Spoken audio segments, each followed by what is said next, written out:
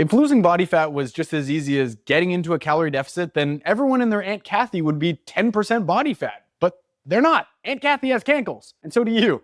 And that's because most people are making the same basic calorie deficit mistakes over and over that's holding them back from getting the body fat percentage that they want. So in this video, I'm going to show you what those 5 mistakes are and how to avoid them and what to do instead, so you can unlock a whole new level of leanness for yourself. And I know this stuff works because I lost 50 pounds now twice in my life, and I've spent the last 8 years coaching people both in person and online, and I see those same mistakes popping up over and over again, starting with the first one, coming out too hot. You get excited, you want to lose body fat, you have a wedding coming up where the doctor told you that if you don't lose weight, you're gonna have diabetes or whatever, and you decide you're gonna get after it, and you just crush the calories way down low. The problem is you end up giving up early because you just can't stick to it. It's like sprinting off the start line of a marathon. You get a cramp, you have to pull out of the race. Whereas if you just started a little bit slower, you'd have much better outcomes. You get too hungry too soon, you fall off, or you quit early. So instead, I want you to start with a moderate calorie deficit, something like 500 calories per day, less than you burn. And if you don't know how many calories you burn, you can use the free weight loss calculator that I linked below in the description box as part of my free 21-day fat loss program. Check it out. Start with something like 500 below your total daily energy expenditure. From there, we can adjust, and you can push a little bit harder. If you want to be aggressive and assertive with it, cool, that's fine. But you don't need to be reckless about it. What I like to tell people is take a look at how you're feeling. If you are having trouble sleeping at night, like falling asleep or staying asleep, if your training sessions are just garbage because you have no energy, if you're so lethargic throughout the day that you can't focus on your job, or you're so hungry that you're constantly thinking about food, you're probably pushing a little bit too hard, right? So we're gonna dial back that calorie deficit and make it just a little bit easier to stick to, and then we can push harder from there. But the number one priority is that your adherence has to be in place here first. If you come out with a really hard calorie goal of 1,500 calories a day, and you can't even stick to it, well, what's the point? So start modest and push from there. Mistake number 2, it really doesn't matter how perfect you get your calorie goal right off the bat. You are always going to feel hungry. You are always going to feel like crap if you're eating too much junk food or too many snacks. You are just grazing on little mindless bites and snacks throughout the day that add up to hundreds or maybe even 1,000 plus calories, and it really doesn't keep you full the same way a standard meal would. Think about a handful of chips. Not only is it just a mindless thing that goes in your mouth while you're standing in the pantry deciding if you want chips or not, but also it's stealing away calories from the rest of the day where you could be seated at the table, eating some potatoes with some chicken and veggies, having something that actually really does satisfy you instead.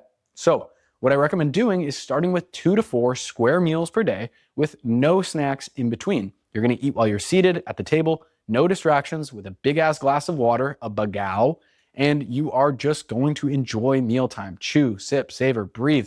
Take your time. You'll feel way more satisfied, and your food will actually taste good too. After that, you can have some treats too. I'm not saying that you have to eat 100% clean.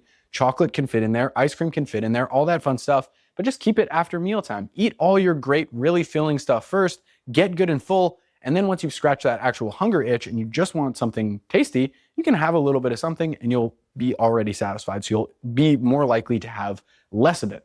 And then what I recommend doing on top of that is look for substitutions. If you normally have Pepsi as a treat, just have Diet Pepsi. It's 0 calories. If you normally have ice cream, just have Ninja Creamy. You can always find something that is going to help you scratch that kind of treat itch, but be just a little bit less calorie too. So that helps. Number 3, too much variety. This is something I see with a lot of folks who are just trying to keep things fun and sustainable, but at the same time, they end up just spinning their wheels and not really losing much fat in the first place. So it doesn't really matter that it's sustainable because you might as well just be eating at maintenance anyways because you're wasting your time.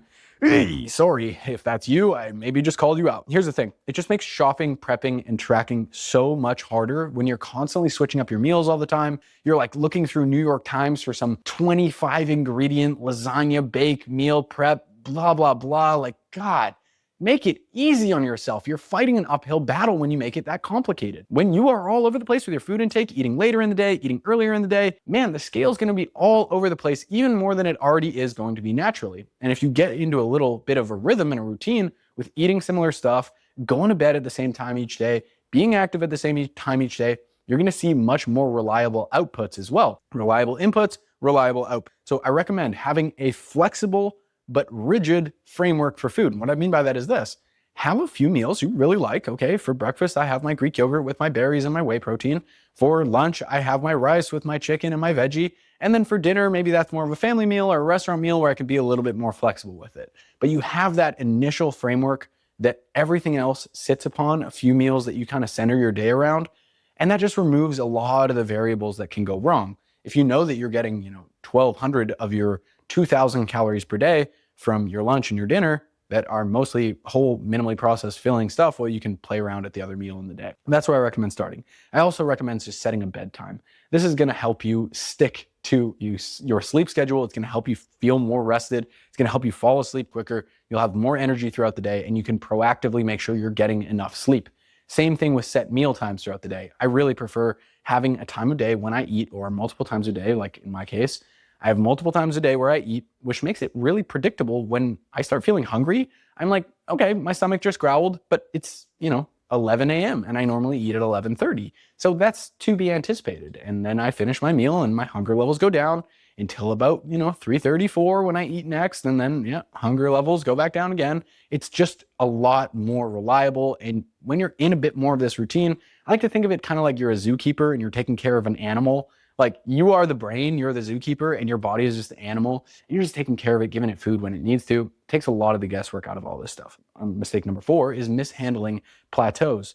And for this one, I find that a lot of people run into a weight loss plateau, but they just don't know how to handle it properly. So they end up cranking their cardio through the roof. They end up crashing their calories, and they just maybe lose another couple of pounds, but they've set themselves up for a very short fuse where they end up blowing up the diet there shortly after, because they make too much of an adjustment or they make the wrong adjustment. So here's the better way to make adjustments once you reach a weight loss plateau. I'll use my whiteboard for this. When you get into a calorie deficit, you basically start taking on 2 different kinds of debt.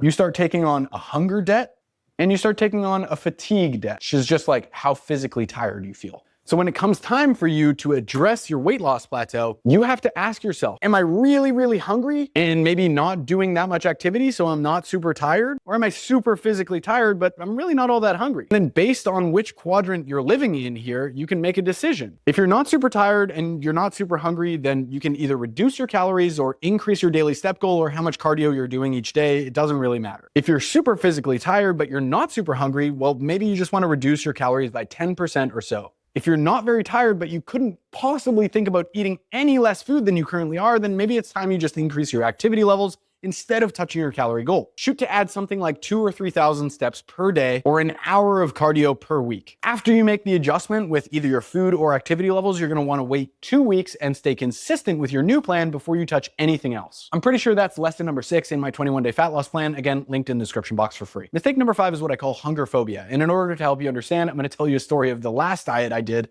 when I got so unbelievably hungry. I was sitting in a chair right there. I was looking out the window, and I had just finished a bowl of oatmeal, and I was so overcome with the emotion of gratitude and a pleasant sensation of having food in my stomach that I thought I was gonna cry. That's realistically how hungry I was. It was insane. I honestly, I didn't know it got to that level, but pushing new levels of leanness and pushing further and harder on the diet than I ever had meant that I experienced new levels of hunger that I'd never experienced before. And honestly, when I first got into this whole weight loss thing, people had told me that I needed to be okay with feeling hungry for a long time. I had to kind of starve myself, at least in a controlled fashion, in order to lose weight. Now I realize that they were actually kind of right, but in the worst advice way possible. And what I mean by that is this: you need to see hunger as an opportunity for you to get better at losing fat. Hunger is inevitable. You are going to experience some of it during the fat loss process when you get into a calorie deficit. But once it happens, you need to ask yourself, why? Why am I feeling hungry? Just be curious about it. Did you maybe eat all your calories earlier in the day, and so you're feeling hungry in the afternoon because you don't have much to eat? Are you maybe just stressed at work and you're realizing that that makes you hungry? Or maybe you had a crappy sleep the night before and that made you really hungry. Or maybe is it just that you felt hungry and that's totally normal, and then you ate your meal and you went back to baseline, and this is just not an emergency.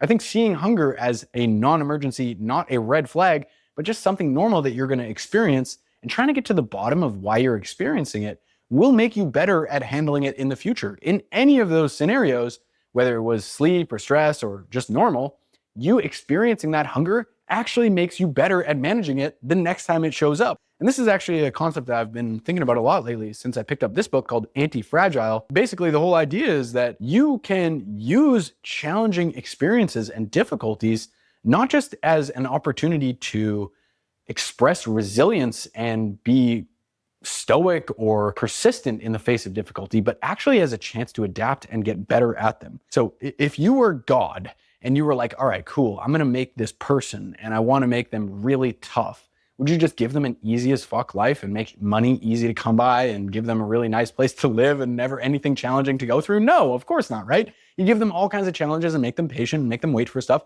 so that they were able to handle difficulties. And the same thing is right there for you in the diet. So when you experience that hunger, don't freak out. It's part of the game, and it's actually a chance for you to improve as a human being and get better at this fat loss stuff. I talk more about that in the free 21-day fat loss plan. You can pick up, linked in the description box. And if you enjoyed this video, make sure to hit the thumbs up. Make sure to watch this video next as well, because YouTube thinks you'll like it, and YouTube's generally pretty smart. All right, I hope that helps. Peace.